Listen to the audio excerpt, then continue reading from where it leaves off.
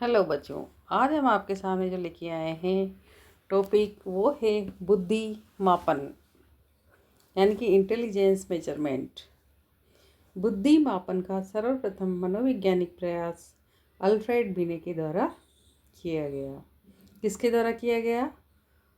Alfred बिने के द्वारा। बिने परीक्षा सन 1905। ठीक है। सर्वप्रथम बिने ने स्कूली बच्चों में से मंदबुद्धि बच्चों को अलग छांटने के लिए इस टेस्ट का निर्माण किया। इसमें कुल 30 प्रश्न थे। क्या किया? स्कूल के जो बच्चे जाते हैं पढ़ने के लिए, उनमें से कौन से बच्चे हैं जो मंदबुद्धि हैं, ये छांटने के लिए उसने इस टेस्ट का निर्माण किया था, जिसमें कुल 30 प्रश्न थे। बिने को बुद्धि परीक्षण का जन्मदाता भी कहा जाता है। ठीक है, आगे चलते हैं। बिने साइमन परीक्षण सन 1908। यह टेस्ट 1905 के टेस्ट का संशोधित रूप था। उसमें तो मंदबुद्धि बच्चों के लिए किए थे और कितने प्रश्न थे? 30, है ना। लेकिन बिने साइमन परीक्षण 1908 में क्या किया कि जो 1905 में जो टेस्ट हुआ था उसका संशोधन इसमें किया गया। इसमें जो पदों की संख्या थी वो कितनी की गई? 59। इस टेस्ट में पहली बार मानसिक आयु शब्द का प्रयोग किया गया। जब बिने साइमन परीक्षण 1908 किया गया तो उसमें मानसिक आयु शब्द को जोड़ा गया। ये 3 से 13 वर्ष के आयु के बालकों के लिए था। कब तक के लिए था? ये 3 से 13 वर्ष के आयु के बच्चों के लिए था। ठीक है ना। बिने साइमन परीक्षा 1911 में फिर उन्होंने दिया। तो आगे देखते हैं। 1908 के टेस्ट के अमेरिका, जर्मनी, इंग्लैंड में प्रशासित करने पर उनमें आई त्रुटियों को सुधार कर इस टेस्ट का निर्माण किया। जो 1908 में जो त्रुटियां रह गई थी उनको सुधार करके 1911 का जो टेस्ट दिया गया और इसमें पुराने पदों को हटाकर नए पद जोड़े गए। ठीक है ना। स्टैनफोर्ड बिने परीक्षा सन 1916। स्टैनफोर्ड विश्वविद्यालय के प्रोफेसर टर्मन ने इसका निर्माण किया और पदों की संख्या बढ़ाकर 90 कर दी गई। इस टेस्ट में पहली बार बुद्धिलब्धि शब्द का प्रयोग किया गया। तो बुद्धिलब्धि शब्द का प्रयोग किसने किया था? स्टैनफोर्ड विश्वविद्यालय के प्रोफेसर टर्मन ने। ठीक है ना। स्टैनफोर्ड बिने संशोधन 1937। इसका निर्माण टर्मन व मॉरेल ने किया, इसलिए इसे टर्मन मॉरेल टेस्ट भी कहा जाता है। पदों की संख्या बढ़ाकर 129 कर दी गई। देखो पदों की संख्या बढ़ती जा रही है ना। 1905 से लेके 1937 तक हम आ चुके हैं। इसमें पदों की संख्या लगातार बढ़ती जा रही है। तो पदों की संख्या कितनी हो गई है अब? 129। वेशलर स्केल 1939। यह टेस्ट वेशलर द्वारा बनाया गया। यह वयस्कों की बुद्धि का मापन, पहले तो बच्चों की बुद्धि के मापन के लिए किया गया था, मंद बुद्धि के लिए, फिर दूसरे बच्चों के लिए, फिर 3 से 13 वर्ष तक के बच्चों के लिए, है ना।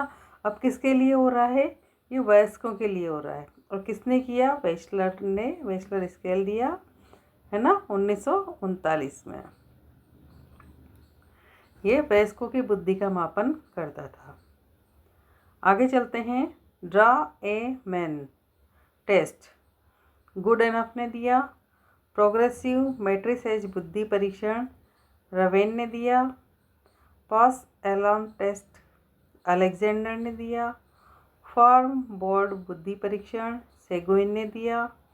पोर्टियस भूल भुलैया टेस्ट एसडी फोर्टियस ने दिया।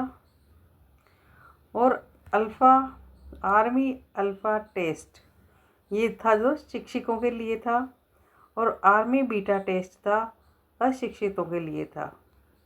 ठीक है। आर्मी अल्फ़ा टेस्ट किस लिए था? शिक्षित वर्ग के लिए। और आर्मी बीटा टेस्ट था अशिक्षितों के लिए। ये दिया था आर्थर एस कॉर्टेस ने। आगे देखते हैं। वे टेस्ट जिनमें विभिन्न ज्यामितीय आकृतियाँ, लकड़ी के गुटकों आदि का प्रयोग किया जाता है, उसे निष्पत्ति परीक्षण कहते हैं। जिसमें ज्यामितीय आकृति की चीज़ों का प्रयोग किया जाता है उसे क्या कहते हैं? निष्पत्ति परीक्षण कहते हैं। बुद्धि लब्धि का सूत्र, मानसिक आयु बटा वास्तविक आयु इंटू 100, है ना। वास्तविक आयु यानी कि जितने साल का बच्चा है, ठीक है। मानसिक आयु यानी उसका मेंटल लेवल कैसा है, इंटू क्या करना है? 100। यह सूत्र किसने दिया था? टर्मन ने, ठीक है। मानसिक आयु बुद्धि परीक्षण द्वारा ज्ञात की जाती है। मानसिक आयु कैसे ज्ञात की जाती है? बुद्धि के परीक्षण के द्वारा। जैसे कि हम मानते हैं कि मानसिक आयु किसी की 10 है और वास्तविक आयु है उसकी 8, तो बुद्धि लब्धि कितनी होगी? तो 10 बटा 8 इंटू 100 यानी कि 125 उसकी बुद्धि लब्धि होगी, ठीक है। बुद्धि लब्धि और प्रकार। बुद्धि लब्धि, जिसकी बुद्धि लब्धि 0 से 25 तक आई है वो जड़ बुद्धि होगा, है ना। उसे कितना ही सिखा लो, कितना ही समझा लो, उसको समझ में कुछ नहीं आएगा। तो क्या कहते हैं? जड़ बुद्धि है ना। 25 से 50 तक वाले होते हैं मूढ़ बुद्धि के। 50 से 70 वाले होते हैं मूर्ख अल्प बुद्धि। 70 से 80 वाले होते हैं क्षीण बुद्धि। 80 से 90 वाले होते हैं मंद बुद्धि पिछड़े बालक। 90 से 110 वाले होते हैं सामान्य बुद्धि। और 110 से 120 वाले होते हैं श्रेष्ठ बुद्धि, ठीक है। 90 से 110 वाले तो सामान्य बुद्धि के कहलाते हैं और 110 से 120 वाले कहलाते हैं श्रेष्ठ बुद्धि के। और 120 से 140 जिसका स्कोर आ जाता है, बुद्धि आ जाती है, वो होती है अतिश्रेष्ठ। और 140 से ऊपर वाले होते हैं प्रतिभाशाली। ये कैसे मालूम करेंगे? ये हम इस सूत्र के द्वारा मालूम करेंगे। मानसिक आयु बटा वास्तविक आयु इंटू 100, इस सूत्र के द्वारा हम बुद्धि लब्धि को ज्ञात कर सकते हैं। मुझे उम्मीद है आपको इससे काफ़ी बेनिफिट मिलेगा। अगला वीडियो लेके आपके सामने आएंगे। तब तक के लिए हमारे चैनल को लाइक शेयर सब्सक्राइब करें, कमेंट करना ना भूलें। जय हिंद, जय भारत।